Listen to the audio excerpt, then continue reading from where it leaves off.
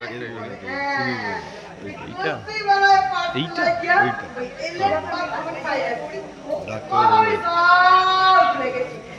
আমার না তিনটে বানা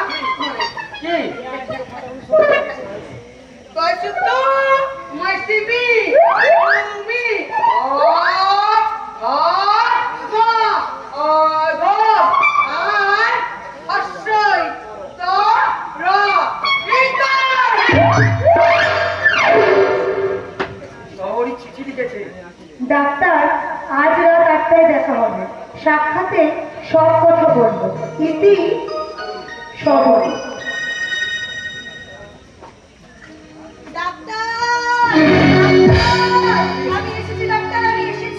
তুমি এসেছো সবরি? রূপনারায়ণ এখানে থাকে না। এসেই যখন করেছো না, ভুল করে যখন এসেই পড়েছো তখন এত সহজে তোমাকে আমি ছাড়বো না। হ্যাঁ, কল্পনা সজীব হয়ে আমার চোখের সামনে হাজির। আমি কি তাকে ফিরিয়ে দিতে পারি? কেন সবাই কেন? রূপের জন্য যে নৈবেদ্য সাজিয়ে রেখেছিলে সেই নৈবেদ্য দিতে দিতে দোষ কি?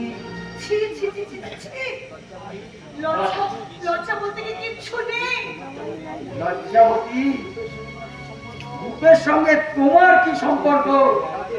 এই রাতের অন্ধকারে নির্জন বনপথ দিয়ে একাকিনী আসতে তোমার লজ্জা করলো না? লজ্জা যে আমার নেই, আমি হেরে গেছি।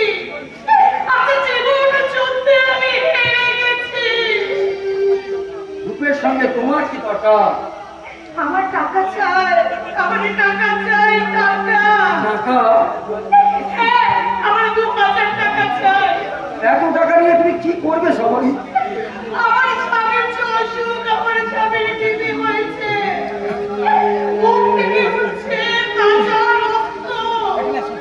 সেই টাকা দিয়ে আমি আমার স্বামীর চিকিৎসা করাবো, আমি বন্ধ করবো আমার স্বামীর সেই রক্ত নদীর।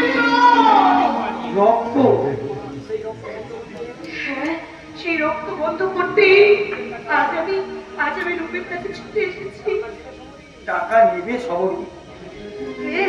কে দেবে? আমি। তুমি?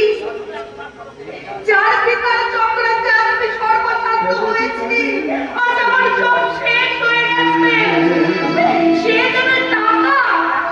কেন দেবো না সবাই? তুমি 2000 টাকা গুনে গুনে নিয়ে নেবে, আমার পাওনাটা মিটিয়ে দেবে। তুমি কি মানুষ নও দীপনারায়ণ? তুমি কি মানুষ নও? এসো এসো সবাই এসো। কিন্তু কোথায়? আমার বুকে এসো। লজ্জা নিয়ে নয়, ভয়ে ভয়ে কেঁপে নয়, সংকোচের শেকল করে নয়, ধীরে ধীরে নয়, উত্তম দামিনীর মতো এসো। মেঘের বুক ফাটিয়ে এসো, পাহাড়ি ঝর্ণার মতো এসো। মাটি বুকে লাফিয়ে এসো, মন্দির মতো পায়ের বুকের হাতে